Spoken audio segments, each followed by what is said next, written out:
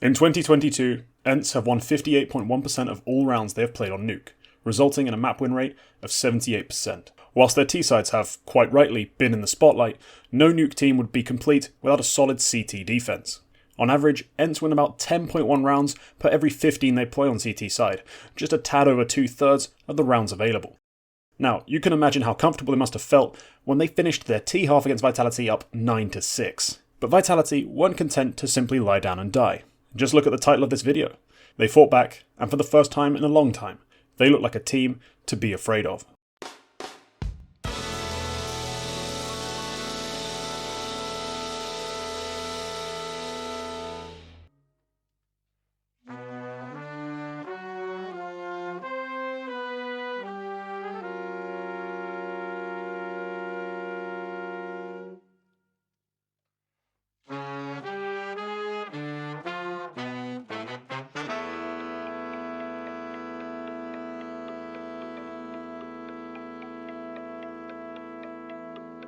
Now, to help me illustrate the things Vitality did right, I'm going to be showing you how Big approached their T-side against Ence, a T-side which netted them a grand total of 2 rounds, and then a date with Na'Vi, who would go on to crush them.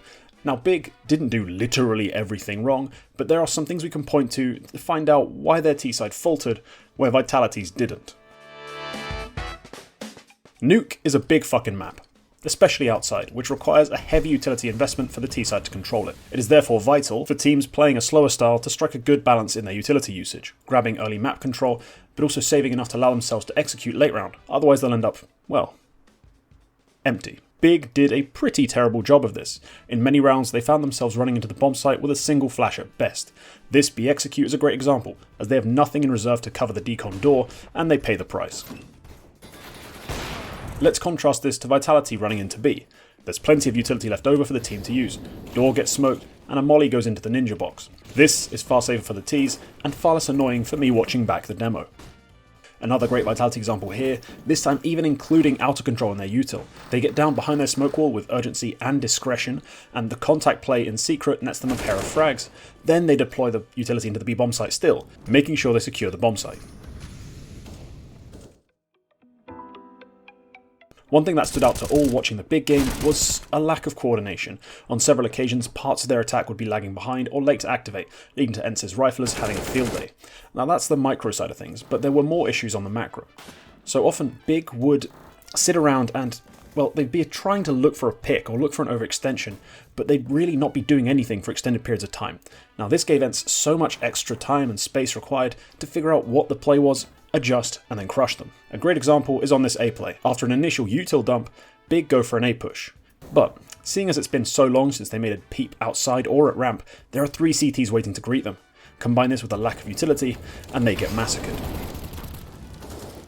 Contrast that with the urgency Vitality played with, knowing that they need to make their moves before Ence can adjust their setups. They get ramp control quickly, then push on to get Hell and challenge the retreating Hades. This results in a pair of frags, which makes up for the A site push meeting stiff resistance.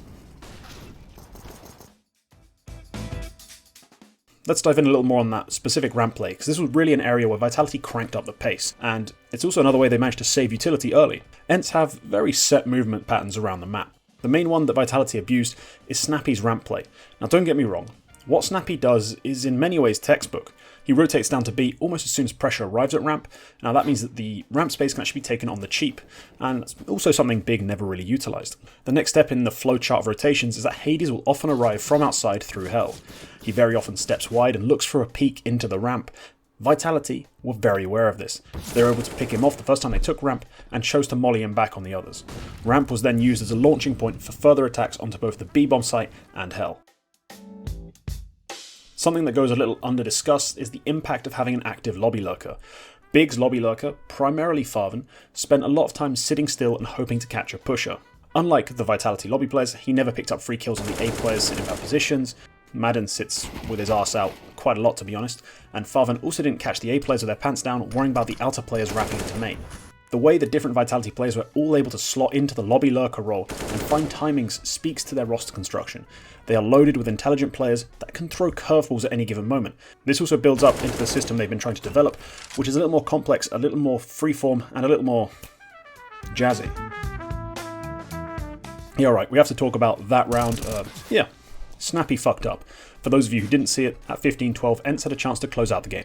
Snappy misjudges the time, allowing the bomb to be planted and giving ZywhO a chance to win the round, which he promptly does. To be honest, this round was the worst T round Vitality played all game. They did their best big impression as they doddered, waited, and hoped for a free kill. But yeah, Snappy cocked it up. Shit happens, you live and learn. Alright, thanks for watching. Like, sub, comment, all that good stuff. Yeah, I think this was a really interesting topic. Vitality have been a team who for 6 months have been struggling, but have been facing really tough opposition. Like, if you look into it, you look into the teams they've actually lost to on LAN, it's really just other teams who are trying to build super rosters, trying to be the best, and they always had the slowest timeline of these teams, of the G2s, the FaZe of the Worlds, the one who made the big moves in the winter that just happened, or after that winter break. They were the one with the most to actually work out, the most to iron out, the most to actually figure out. Everyone else, it was pretty simple. Yeah, FaZe brought in ROPS, we knew they'd work immediately. G2 brought in a new IGL and a new AWPer. We're thinking, yeah, okay, give them a little bit of time. But Vitality completely broke the paradigm of Counter-Strike team building, so they had a lot to fix. And this nuke map for me was the first time I saw... It's the first time I saw them play and thought,